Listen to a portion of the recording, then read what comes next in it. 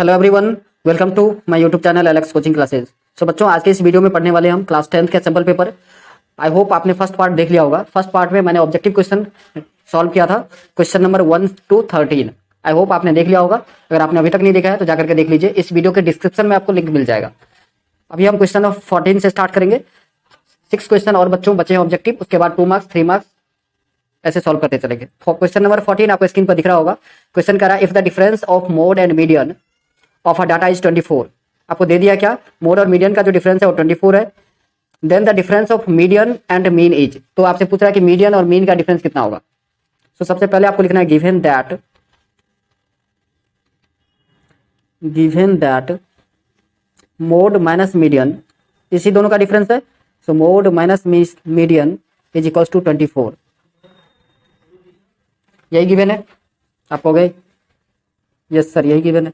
Okay, यहां से अगर मैं मोड का वैल्यू निकालना चाहूं तो मोड इक्वल्स टू हो जाएगा 24 plus median.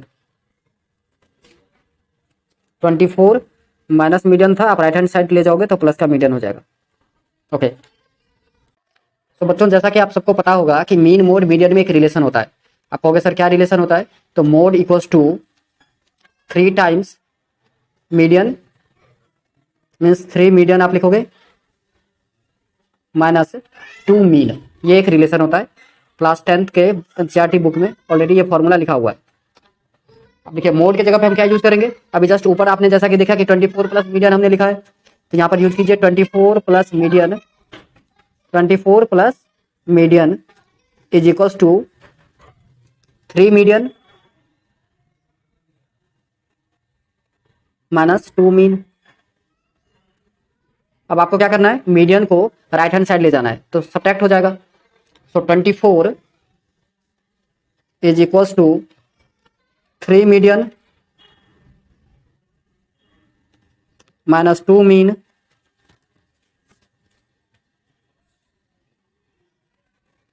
Minus median.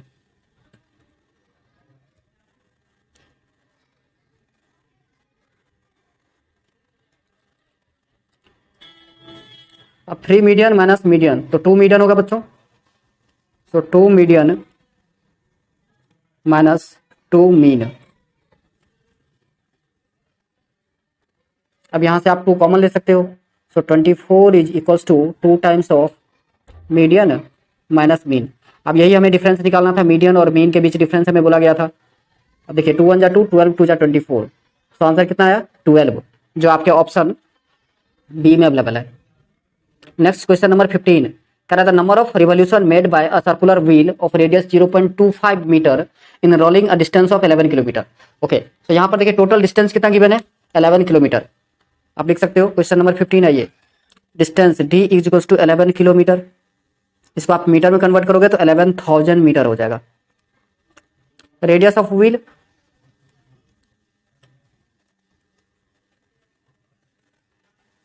Radius of wheel आपको दिया है 0.25 मीटर। ओके, तो देखिए एक व्हील जो है एक रिवॉल्यूशन में कितना डिस्टेंस ट्रेवल करेगा, जितना उसका सर्कमफ्रेंस होगा। तो circumference C equals to formula होता है 2 पाई आर। अब यहाँ पर आपको वैल्यू सब्स्टिट्यूट कर देना है, 2 का, पाई का और आर का। तो 2 पाई आर मीन्स 2 इंटू 22/7 इंटू 0.25। तो देखिए यहाँ से डेसिमल अगर आप रिमूव करेंगे तो नीचे 100 आएगा। तो 25 4 जा 100 होता है। अब 2 से 2 2 जा 4, अगेन 2 से 2 11 जा 22, तो 11/7 मीटर ये एक रिवॉल्यूशन में इतना डिस्टेंस ट्रेवल करेगा। तो नंबर ऑफ रिवॉल्यूशन अगर आपको फाइंड आउट करना है तो क्या करेंगे, टोटल डिस्टेंस को एक रिवॉल्यूशन में जो डिस्टेंस कवर कर रहा है मतलब सर्कमफ्रेंस, उससे डिवाइड कर देंगे। तो number of revolution is equals to 11 kilometre means 11,000 metre divided by 11/7। तो आप इसको लिखोगे 11,000/1 इंटू 7/11। सो 1100 जा, सॉरी 11,000 या 11,000, सो 100 को 7 से आप करेंगे तो 7,000 आएगा। यही आपका आंसर है, जो आपके ऑप्शन डी में अवेलेबल है। चलिए next question number 16 question number 16 कह रहा है for the following distribution class interval और फ्रीक्वेंसी गिवन है आपको, आपसे पूछ रहा है the sum of the lower limit of median and modal class. तो सबसे पहले बच्चों मॉडल क्लास हमें निकालना पड़ेगा। तो मॉडल क्लास कैसे पता चलता है? जिसका फ्रीक्वेंसी सबसे ज्यादा हो। तो सबसे ज्यादा फ्रीक्वेंसी कितना है? 20। यहाँ पर आप देख सकते हो सबसे ज्यादा फ्रीक्वेंसी ये रहा 20। तो मॉडल क्लास हमारा क्या होगा? 15 to 20। अब लोअर लिमिट निकालोगे आप, लोअर लिमिट तो 15 हो जाएगा। ओके, अब हमें चाहिए मीडियन क्लास। तो मीडियन क्लास कैसे पता करते थे? तो मीडियन क्लास होता है, सबसे पहले मीडियन क्लास के लिए आपको क्लास इंटरवल और फ्रीक्वेंसी जो गिवन है उसको यूज करके, फ्रीक्वेंसी को यूज करके क्या बनाना है? सीएफ एक टेबल बनाना है, कम्युलेटिव फ्रीक्वेंसी फाइंड आउट करना होता है। तो देखिए यहाँ पर एक टेबल मैं बना रहा हूँ, सी आई क्लास इंटरवल, फ्रीक्वेंसी और CF cumulative frequency. Class interval पहला है हमारा 0 to 5, then 5 to 10, 10 to 15, 15 to 20 और 20 to 25।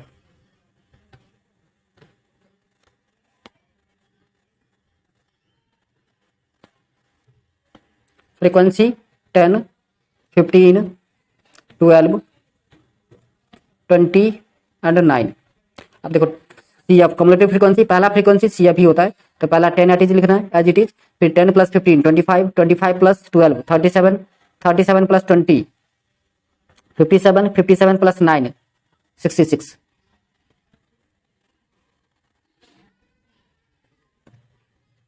अब देखिए ये n होता है हमारा, लास्ट जो कम्युलेटिव फ्रीक्वेंसी होता है वो होता है आपका n।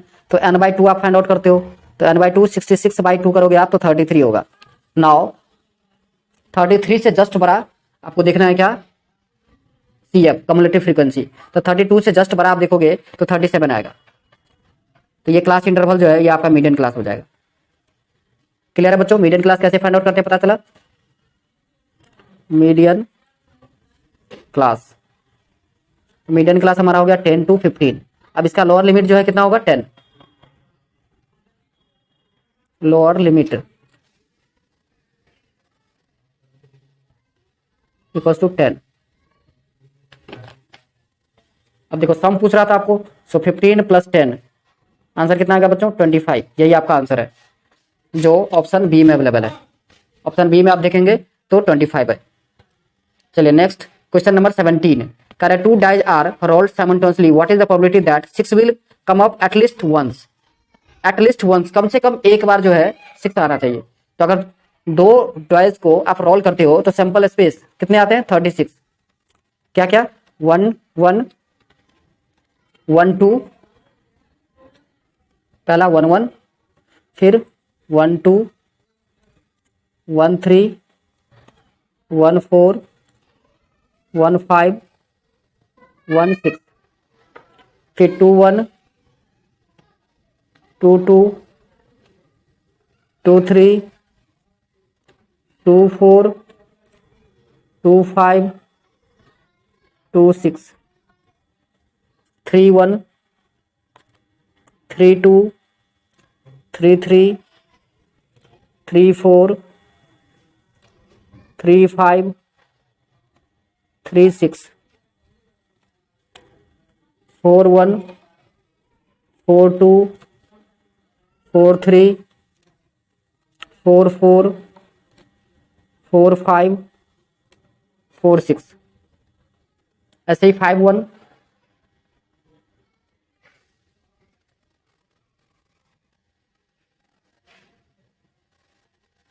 5 2, ऐसे ही लिखते जाओगे आप, डॉट डॉट डॉट लगा देना यहां तक 5 6। ऐसे ही 6 1 वाले। अब देखिए इतना लिखने का, अब आगे नहीं भी लिखेंगे तो भी चल जाएगा। आप पूछोगे सर क्यों? क्योंकि 6 वाले में तो आपको पता है कि 6 टाइम्स एक 6 आना ही आना है। तो देखिए टोटल कितने होंगे फेवरेबल आउटकम्स? एक ये हुआ 1 2 3 4 5 और 6 1 6 2 6 3 6 4 6 5 6 6, 6 वो होगा। तो 6 और 5 कितने होंगे? 11। तो 11/36 ऑप्शन सी करेक्ट है। चलिए नेक्स्ट हमारा क्वेश्चन है क्वेश्चन नंबर 18। क्वेश्चन नंबर 18 करने के लिए बहुत ही सिंपल है, ध्यान से देखना है आपको। कह रहा है 5 10 बीटा इक्वल्स टू 4, ये हमें दे दिया है। हमें वैल्यू फाइंड आउट करना है 5 sin beta minus 2 cos beta divided by 5 sign beta plus 2 cos beta. तो बच्चों यहां पर करना क्या है कि हमें टेन थीटा लाना है। तो टेन थीटा होता है साइन बाय कॉस, तो इसे हम क्या करेंगे, कॉस बीटा से डिवाइड कर देंगे। तो आप लिख सकते हो dividing nominator and denominator by cos beta dividing nominator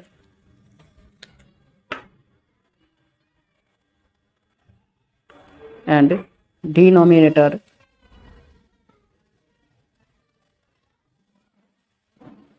by cos beta. तो कॉस बीटा से अगर आप नोमिनेटर डिनोमिनेटर दोनों को डिवाइड कर देते हो तो 5 sign beta by cos beta, तो ये हो जाएगा 5 टेन बीटा। समझ में आ रही है?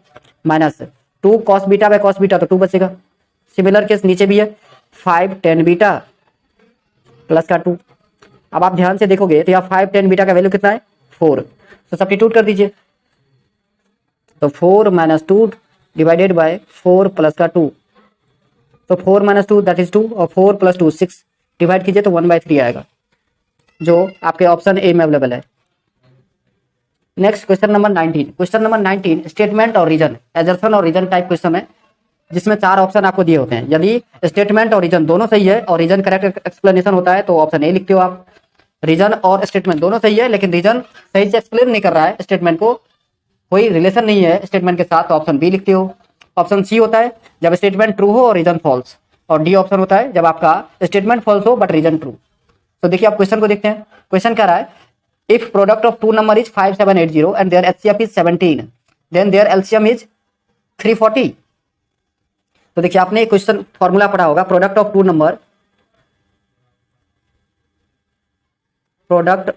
नंबर इज इक्वल्स टू होता है एचसीएफ इंटू एलसीएम।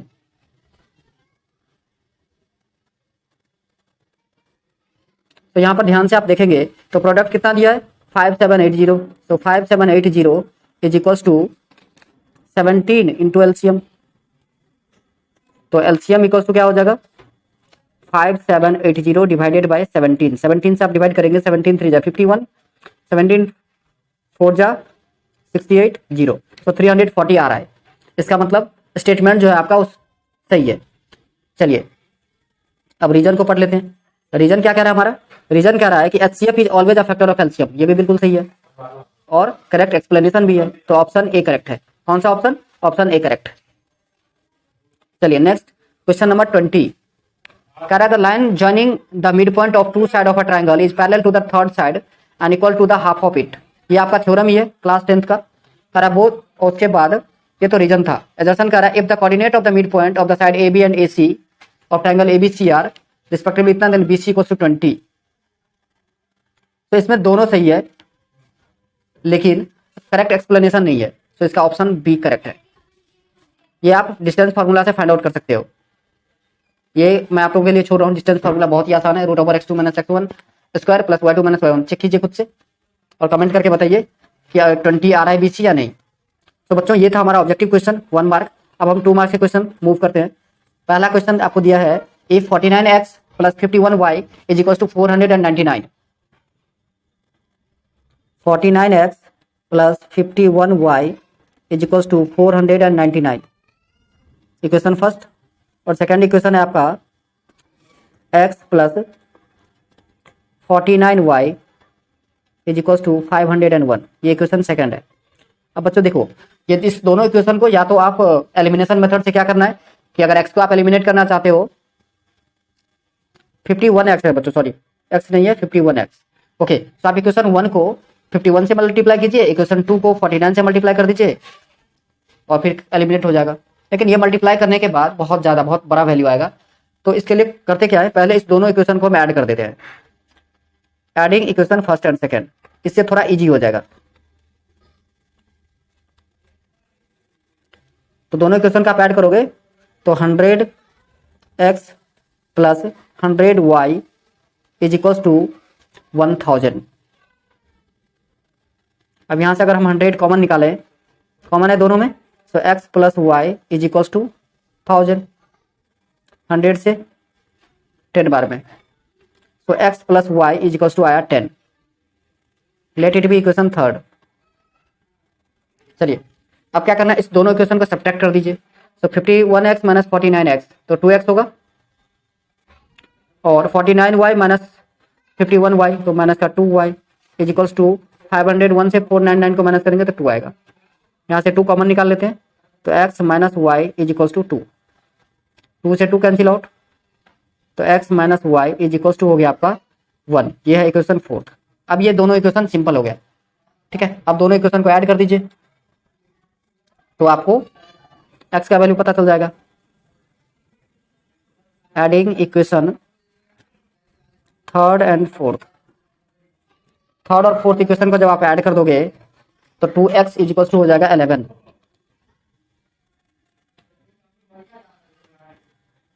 तो x इक्वल टू 11/2।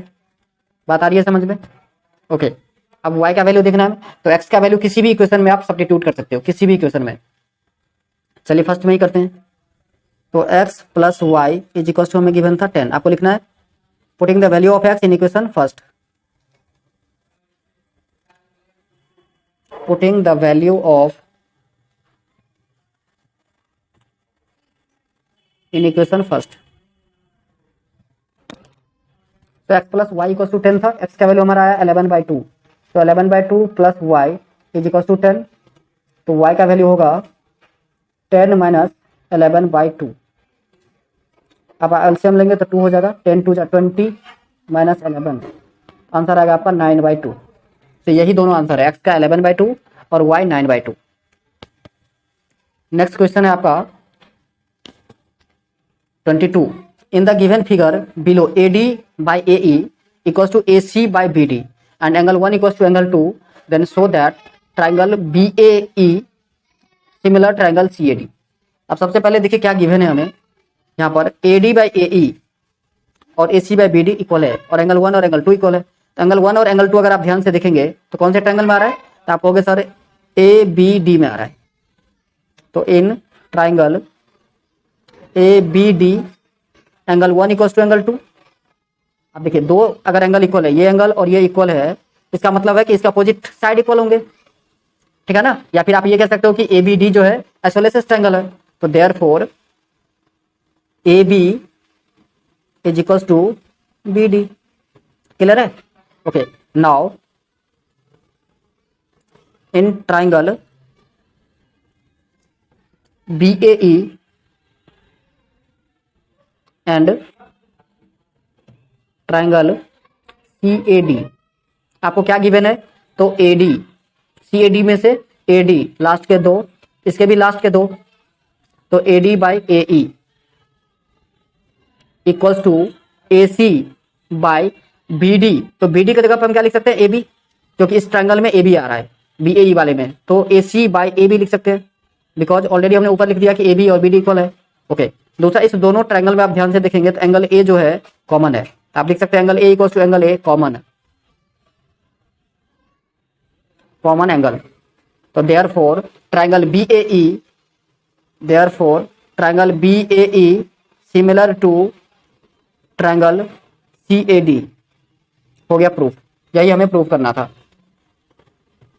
नेक्स्ट है आपका क्वेश्चन नंबर 23। करा in the given figure O is the centre of the circle, find AQB मतलब ये एंगल हमें फाइंड आउट करना है, ठीक है। Given that PA and PB are tangent to the circle and angle APB equal to 75 degree. APB मतलब ये angle आपको 75 दिया है, ओके। तो देखिए बहुत आसान, सबसे पहले आपको पता होगा कि ये PA और PB दोनों इक्वल होता है, क्योंकि अगर एक एक्सटर्नल पॉइंट से आप दो टेंजेंट ड्रॉ करते हैं सेम सर्कल पर, तो क्या होता है, दोनों टेंजेंट लेंथ में इक्वल होते हैं। एक दूसरा चीज कि रेडियस जो है वो टेंजेंट पर परपेंडिकुलर होता है, तो ये आपका 90 डिग्री, ये भी 90 डिग्री। तो इन क्वाड्रिलेटरल आपको क्वाड्रिलेटरल पूरा लिखना है, मैंने फिगर बना दिया, आपको लिखना है पूरा। OAPB इसमें अगर एंगल फाइंड आउट करने की कोशिश करें तो angle AOB plus angle OAP plus angle APB plus angle PBO is equal to 360 degree. Quadrilateral है बच्चों तो पूरा 360 होगा। ओके, अब देखिए ए ओ बी अपने को नहीं पता है तो ए ओ बी को एज इट इज लिखना है, प्लस ओ ए पी आपको पता है 90 degree, plus A P B ये भी पता है 75 degree, plus P B O ये भी पता है 90 degree is equal to 360 degree. तो angle A O B plus इस तीनों को प्लस करना है, so 90 plus 90 180, 180 plus 75 255, 255 is equal to 360 degree. So angle A O B equal हो जाएगा आपका 360 माइनस 255 डिग्री, तो कितना आया 105 डिग्री।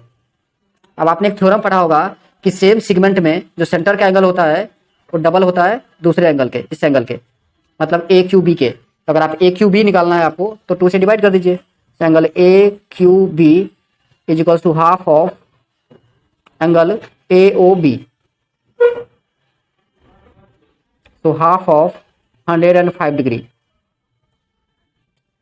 तो 52.5 डिग्री आंसर आएगा। यही आपका आंसर है। Next question number 24। Question number 24 क्या है आपका, the length of the minute hand of a clock is 6 centimetre. एक क्लॉक का मिनट हैंड जो है वो 6 सेंटीमीटर का है। Find the area swept bye it when it moves from 7:05 PM to 7:40 PM. So 7:05 PM से 7:40 पीएम के बीच का जो डिफरेंस है वो कितने मिनट का हो गया बच्चों, 40 माइनस 5 मतलब 35 मिनट। तो टाइम कितना हो गया 35 मिनट। इतना तो याद रहेगा, याद क्या रहेगा, हमने तो फाइंड आउट किया है ना। ओके, अब देखिए ये जो 6 सेंटीमीटर का क्लॉक का हैंड है ये हमारा रेडियस हो जाएगा। So radius equals to 6 centimetre. अब हमें एरिया ऑफ सेक्टर निकालना है, तो आप कहोगे सबसे पहले सर थीटा कैसे पता चलेगा। तो देखिए थीटा के लिए मिनट हैंड को 60 मिनट लगते हैं एक कंप्लीट रिवॉल्यूशन के लिए। तो एक कंप्लीट रिवॉल्यूशन में कितना डिग्री का बनाता है 360 degree. So 360 degree divided by 60 minute for 1 complete revolution, तो 6 डिग्री इन 1 मिनट। तो हमारे पास कितना टाइम गिवन है यहाँ पर 35 मिनट, तो कितना डिग्री होगा 6 इंटू 35,